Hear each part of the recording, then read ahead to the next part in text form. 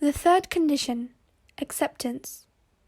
The third condition of the Shahada is acceptance or al-Qabul.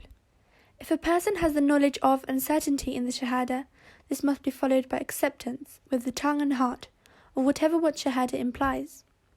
Whoever refuses to accept the Shahada and its implications, even if he knows that it is true, and certain about its truth, is a disbeliever. This refusal to accept is sometimes due to pride, envy, or other reasons. In any case, the Shahada is not a true Shahada without its unconditional acceptance. The scholars all talk about this condition as a general condition in the way that I have just stated.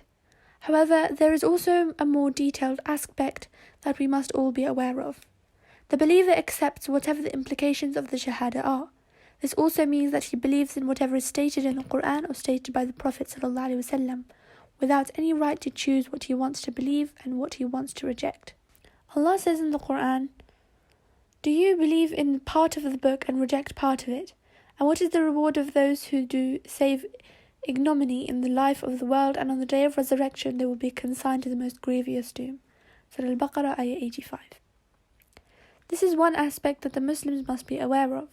Although it is not the same as the complete refusal to accept the truth, by rejecting part of the truth that has come from Allah, one also negates his testimony of faith. Unfortunately, many Muslims are doing this nowadays in various ways. Although not all of these forms may necessarily be considered apostasy, they are still very dangerous. For example, if they do not like what is stated in a verse in the Quran, they simply interpret the verse according to their liking. If they do not like what is stated in the hadith, they simply state that the hadith must not be authentic, although they are not scholars in that area. This kind of belief is the antithesis of the behavior of the true Muslims.